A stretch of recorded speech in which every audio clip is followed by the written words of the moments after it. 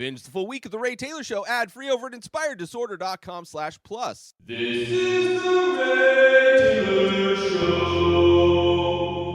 Halloween Ends, the newest film in the Halloween franchise of films. This is the third film directed by David Gordon Green, which is a kind of a self-contained trilogy of films that take place kind of, 40 years after the events of the first movie. So this group of movies doesn't relate to Halloween 2, which relates the Jamie Lee Curtis's character Laurie Strode to Michael Myers as a relative. So this one, she is not a relative of Michael Myers. It is just a vendetta of him trying to come back and kill Laurie Strode. The beginning of this trilogy of films is Laurie basically armed to the teeth. She's kind of like a prepper in some ways, prepping for the return of Michael Myers. She's, well trained in combat. She's got a compound. And a very interesting take overall on the franchise. I mean, this franchise has a lot of different takes, a lot of different big swings. I would say I don't know. I haven't seen every single horror franchise, but it feels like the Halloween franchise has taken some big swings and tried some interesting things with their franchise, whether it's Halloween 3 that is almost completely unrelated to the entire franchise, or the Rob Zombie reboot, or even within the original series of films. It tries to do some interesting things. Sometimes it succeeds, sometimes it doesn't. And this film, Halloween Ends, I think is trying some interesting things. I give it a lot of credit. I in no way think this movie is the worst Halloween movie that was ever made. I also don't think it is the best. At the end of the week, I'm going to be ranking my top 5 Halloween movies in the entire franchise of films. I'm also going to be in that episode talking about the different storylines you can take, because this franchise is very much a choose-your-own-adventure type of a story. So I'm going to be ranking the different adventures you could potentially go on while watching the Halloween movies. So if you want to get my thoughts on the in-depth entirety of the Halloween franchise, that will be Sunday's episode. But this episode, I'm focusing directly on this movie that just recently came out on streaming. That's how I was able to watch it. Also came out in theaters, which is a nice thing that sometimes happens, where movies will be available for those that are poor and can't go out to movie theaters, but have a Peacock subscription, which is only $20 for at least they had a deal when I got it, $20 for the year. It's ad-based, but the ads only play at the beginning. This is not an ad for Peacock. I'm just saying, pretty good deal, $20 for the year, and the ads don't interrupt the movie. So this movie, like I said, does a lot of interesting things. I think it fails, but I like that it tried. I give movies credit for at least trying. And like I said, it's not the worst movie in the franchise. In my opinion, the worst is Halloween Resurrection, which I will again go into more detail on why that is. But that one just does so many things wrong. It just kind of, like, I think a movie within a franchise can really do bad things when it shits on a lot of stuff. It makes things from a previous movie less effective. Where this movie, I don't think it does, but there are some interesting character changes. First off, we're introduced to a new character, Corey. He's a male babysitter, which is interesting. You never see that in life or in movies, having a male babysitter, but it's a nice, interesting kind of a thing. An accident happens, and he is kind of stigmatized from this accident. The major thing that's a change is the Laurie Strode character went from like this militant prepper, ready for combat, ready to annihilate Michael Myers. Like, her and her entire family traumatized, her daughter traumatized growing up in that household, constantly being trained, getting prepared for Michael Myers that never showed up for her entire life until the events of Halloween Kills. And for whatever reason, despite the fact that her daughter died, despite the fact that I think maybe because she thought he died at the end of Kills, that somehow I buy that she would let go of that on some way, but not to the extent that this movie has, where she is basically like a Susie homemaker, like no security whatsoever, just living a life as if the previous 60 years of her life never happened, or however old she's supposed to be in this, right? Which doesn't make any sense. Doesn't make any sense at all. By the way, I will be spoiling this movie, so if you don't want to be spoiled on how, I would assume that you've seen this movie, or you're familiar with the franchise in any way. But I will be spoiling because I do want to talk about the details and specifically why I like certain things more than others. But it opens with her. She's like writing a book, and she's like this Susie homemaker baking a pie. Her granddaughter's living with her because obviously her daughter, or Allison's mom, Laurie's daughter, is dead from the events of the last movie. Right? You think there's like no signs of trauma really at all. But they're living this life, whatever. There's this male babysitter who's, because of an accident, he accidentally kills this kid that he's babysitting. Right? Kid goes flying over a railing and dies. Pretty gruesome beginning to the movie. I give it credit. Like, I was hooked. I was like, okay, this is interesting. This character is interesting. This Corey character, that's interesting. And then we get this voiceover monologue from Laurie about the events, kind of catching everybody up for anybody that may not have watched the previous films, that like if this is for some reason their first Halloween film, she kind of does a recap thing, which is nice. I mean, a lot of sequels kind of have something like that. There's usually like a news bulletin, or there'll be a conversation that kind of gives the basic plot points to how we got to where we are. But her character doesn't make any sense at all. At all. Just being this nice whatever. Don't buy it.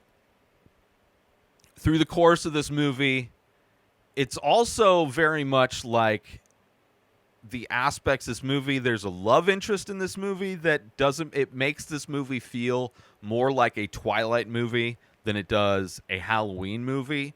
Like the first 3/4 of this movie feel like a Twilight movie, and then the last half hour of this movie feels like a Halloween movie, which is something that is a bummer, considering this is supposed to be like the final film in the franchise.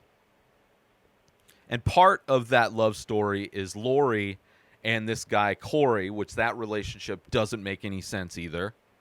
First, Corey kind of forms a bond with Laurie. He's getting picked on outside of a gas station, and Laurie kind of stands up for him, and they slash tires together. They have a little bonding moment slashing tires of these bullies.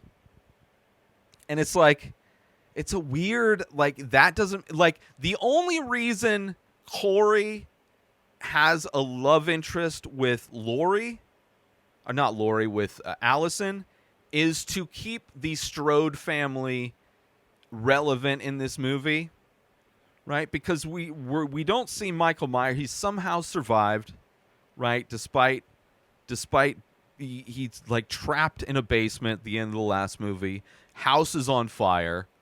There is a pretty badass scene of him getting out of escaping from that. That is cool. That is one of the cool aspects of this movie, is seeing Michael Myers destroy all these firefighters.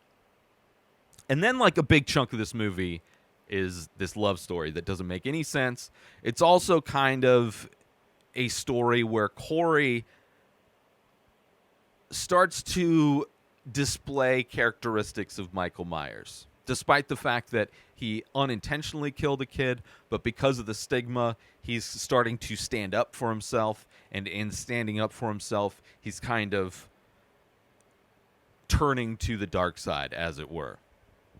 You know, very much has that Star Wars vibe of Anakin turning to the dark side. You know, and of course it's tied in with the Strode family, so there's that kind of, you know, your granddaughter's love interest is the protege of your mortal enemy, right? There's that kind of tie-in, which, you know, is an interesting tie-in. I just don't think they executed it. I didn't buy the love story. There's no reason why Allison would be just kind of effortlessly in love with this guy. No part of it. Like, even when she finds out that he's killed somebody, like, she's still, like, all in. Like, at no point she's like, I don't know. I don't know. It just doesn't make any sense. But I think it's interesting, like, I mean, Michael Myers is so sidelined in this movie. He becomes like an Obi-Wan or a Yoda type of a character where he's, like, training, like, Corey wants to learn his moves and stuff, which that's not very, like, it's interesting. I just don't think it was executed well. They go on they double team a kill, like they kill a doctor and his wife or his girlfriend or whatever. That's interesting, you know? Like, it would have been interesting if this movie was, instead of the love story, like, here's what I would have done to make this movie way interesting, which would have had to have been planned in the beginning of this trilogy, is to either change the grandchild of Laurie Strode into a guy, and then that kid, her grandson, gets trained by Michael Myers, and then this movie is like them going on kills together. Way interesting, still ties in the thing. It would kind of make sense, rebellious, going completely against the family. Completely makes sense instead of just being a love story. Or keep it Allison and she's the one being trained by Michael Myers, right? Either way, it should have been a family member of Laurie versus some love connection interest that doesn't make any sense. Let's take a little break from the show to promote. If you sign up for Inspired Disorder Plus for 1 year specifically, you get a free painting. So a year subscription of Inspired Disorder Plus is $50. The painting, the majority of them are $100. So it's a $150 value signing up for 1 year of Inspired Disorder Plus. So not only do you get a free painting, but you also are subscribed to Plus for a year, which means that you can binge this show, The Ray Taylor Show, ad-free, the full week, ad-free, available on Monday. You also get discounts that are members-only pricing type of deals. All of the podcasts that I've produced in the past, close to 20 different podcasts I've produced, hundreds of episodes. There's also my personal blog. You can ask me anything if you want to start podcasting or get into art. All of that stuff available in addition to a free painting when you sign up to 1 year subscription of Inspired Disorder Plus. Head on over to inspireddisorder.com/plus and become an Inspired Disorder Plus member today. And now let's get back to the show. Like, maybe if they set up the Corey character in a previous film and then there was already kind of a connection between them, and this movie kind of pushes them together even more, that would have made sense. But trying to make this all work in one movie doesn't make sense at all. And just the Laurie Strode character in general doesn't make sense. But that would have made it so much interesting. It would have done all the same things that they're trying to do in this movie, trying to add this extra element of terror, having a family member intertwined in the dark side of Michael Myers. But if they had changed it to an actual family member, then you wouldn't have had to worry about some love interest that doesn't make any sense, that makes this movie feel like a Twilight movie, and it just would have worked so much. And then make it, instead of trying to add all these scenes that don't make sense, like when they go to a Halloween party, they go to a bar, Corey and Allison, they go to some costume bar, and the mother of the kid that he killed, or that she thinks he killed, that he was responsible for when the kid died, he accidentally killed, however you want to describe it. Like, there's no reason that kid's mom would be at a bar during a Halloween party, right? Clearly, like, her character, depressed, angry at Corey, yeah, that makes sense. She wouldn't be in an extremely social situation. She wouldn't be. I mean, I could definitely see her at a dive bar, but not like if that character existed in any kind of reality, they would have seen that, oh, it's a costume party. My kid died on Halloween. Maybe I don't want to be around a bunch of people having fun right now. Right? And that's what she gets angry at Corey about, is him being there. It's like, why are you there, lady? And she came from money. That house that they lived in, where that kid fell from like the 4th story, like, that's a giant house. You don't, like, people that have money don't go to dive bars, especially if there's a Halloween costume thing going on. Doesn't make any sense, right? It only serves to have a confrontation with them, right? All these confrontations don't really, like, the cop being creepy and all that, that's like on point. You know, most police officers aren't like good people. So that makes sense, that kind of bullying situation. Some of the situations, him getting bullied on the bridge and then the bully pushes him over the bridge and they just kind of bounce as they assume he's dead. That's kind of one of the first times we see Corey kind of show that Michael Myers attribute of, like, you're unable to kill him for some reason.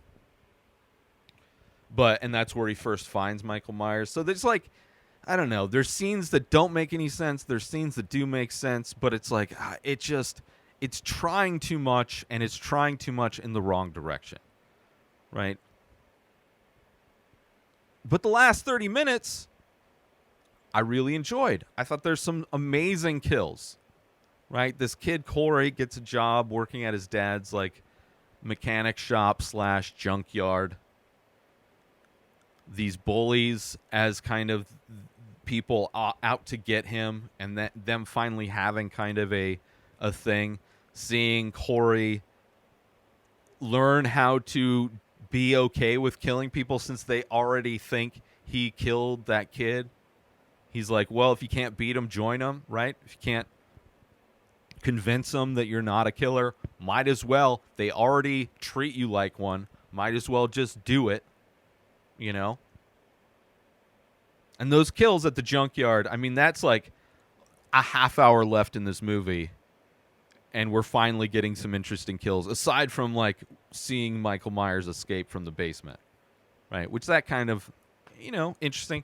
As far as all the ways in this franchise where Michael Myers somehow lives, somehow survives, at least this one's, like, mildly plausible, you know? As opposed to some movies where he's like, there's like 10 cops unloading all of their guns into him and somehow he survives. Or changing the ending where he gets beheaded in a movie and then all of a sudden it's like, oh, that wasn't him wearing the mask. That was just somebody else that somehow they couldn't take the mask off. We don't really explain necessarily how the logistics of how that actually happened, but whatever. Let's see. Is there anything else I missed? The double team kill with the one, that was cool. And then parts of the end didn't really make that much sense, right? Corey's going to kill Laurie, and she pretends to commit suicide for some reason. Doesn't make any sense. The fact that Corey's even able to get the mask from Michael Myers, they get in a tussle. I mean, Michael Myers at this point is old, right? He's older. He's probably like, I don't know, I guess, how old would he be? Like 15 years older than Laurie? And she's old. So Michael Myers is even older. You know, I don't know how old Laurie's character is supposed to be, in her 60s. So this guy's supposed to be like mid-70s.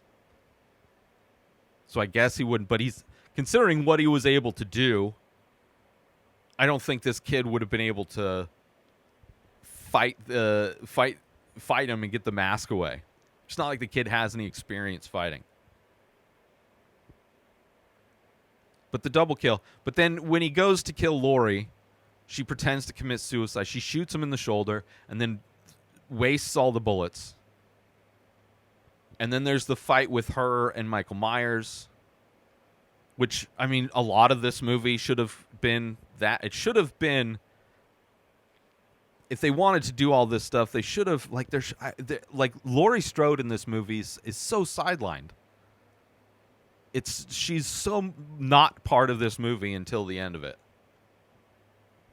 And she has the fight with him. And I did like how that fight ends with, so much, with the contrast of this movie. So much is obviously brutal kills, stabbings, crushings, all kinds of things, very aggressive types of kills. To have that contrasted with how it ends with just the gentle glide of the knife, of a sharp knife, I thought that was kind of beautiful. Just one of the, like, there's little tidbits of things that I really did enjoy about this movie, and the way she just glid the blade over his throat and then his wrists, right? No harsh stabbing, no chopping, just like a sharp knife gliding over the throat, over the wrists. And then seeing the whole town show up, which kind of a good end, considering the previous movie was so much of the last movie, Halloween Kills, was the town coming together to try and kill Michael Myers, which is an interesting thing. There was tons of great kills in the last movie. Let's take a little break from the show to promote gift certificates. If you want to purchase artwork for somebody, you have an art lover in your life, and you think they would like my art, but you don't know what painting to get them. I have over 2,000 original pieces of art for sale in my store, along with shirts and prints and other things. So I can understand that being a bit daunting if you're trying to buy something for somebody else. Give them the gift certificate, and then they can go to my website, inspireddisorder.com, and they can buy whatever paintings they want. They can buy whatever prints they want. They can buy t-shirts. They can buy hats. They can buy all the different merch, gift certificates, which are available currently at inspireddisorder.com. And now let's get back to the show. So to see the survivors that still, because a lot of people died in the last movie, see the survivors, the people of the town that have been traumatized from this for, I mean, not really, because if it's just the events of the first movie and then it jumps to, so the kills happened and he killed like 5 people in the first movie, maybe 7 people at most. Like, he killed a few babysitters, obviously killed his sister even before that. And then he comes back. This is like Halloween is when he comes back the first time. So it's like, it's not like, because all the events of the other movies didn't happen. So it's not like this town had constantly dealt with this issue. Every Halloween is like, is this going to be it? It's just like he waited 40 years and then came back. But it is kind of cathartic to see the whole town show up at this procession as they go to finish Michael off. And I like how they finished him off, like, putting him in the grinder. I kind of thought Laurie might have fallen into that grinder, like he was going to wake up and then grab her and then pull her in with him. That kind of would have been, in some ways, an epic, end to. It would have been, a lot of people probably would have been angry, but I thought it would have been another big swing for sure, where they, like, this vendetta between the two of them finally ends with both of them getting crushed. But I mean, that's the thing with this movie. Despite the fact that they put this body into a grinder and Corey killed himself, so he's not taking over, they could write it to where Allison becomes, like, they can make a new, could be a copycat in some way. It could have been somebody else. they killed the wrong guy. That's happened before, which is, it kind of ruins the previous movie, but they've done it. So I don't know. You know, aspects of this I enjoyed, aspects of this I didn't enjoy. Overall, I didn't think it worked. Not one of my favorite. Spoilers, not going to make my top 5 list, but there's so many movies. There's only bangers on my top 5 list. Let's put it that way. And this isn't a banger. But I thought it did some interesting stuff. You know, I think overall it's a decent movie. It's trying interesting things. I appreciate it trying interesting things. It doesn't really shit on the franchise necessarily. It does change Laurie's character, but they've done things to Laurie's character worse in other movies. They've made things like even wackier that's like, okay, I guess we're doing this now. But that aspect of Corey kind of becoming evil, like, I saw what they were trying to do. I didn't think they nailed it necessarily. Also, the radio station kills were pretty good. But, like, all those were at the end. They were all last half hour. You know? Which is kind of a bummer. It's kind of a bummer. But at least we got some cool kills. Is that it? Yeah, I think that's it. So overall, it wasn't horrible. You know, there's some strong takes, right? There's some people that think this is genius. I don't think at all it's genius. I think if they nailed it, would have been, I could say, like, yeah, that's brilliant, right? If they had made the Corey character related, made Corey the grandchild of Laurie, that would have tied it in perfectly, would have made more sense. Get rid of this love story unless they would have had to, you know, build that love story up in previous movies, which they didn't do. Right? If more planning went into that, the execution of this movie would have worked better. The fact that Laurie becomes a Susie homemaker doesn't make any sense whatsoever. Right? You could have her trying to be a Susie homemaker and seeing how living an entire life as a militant person constantly on guard for this monster to come back, how that would make it hard to be a Susie homemaker, which probably could have added some humor to this movie, you know, which horror movies are pretty open to being comedic at times as well. But it was as if she never was. It's as if like nothing had ever happened, right? She had one therapy session and magically she was fixed. She didn't even have a therapy session. She was just magically fixed. Doesn't make any sense whatsoever. But it tried interesting stuff. So I appreciate that. So Halloween Kills, you know, it's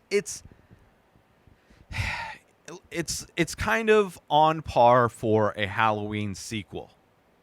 Halloween sequels are tough because it's very tough. Usually, like the first movie, I think, in all of the situations of Halloween, pretty good. The very first one, the first Rob Zombie one, the first one in this new trilogy, the like H2O, I think, is out of the two that came in that kind of chunk, is good.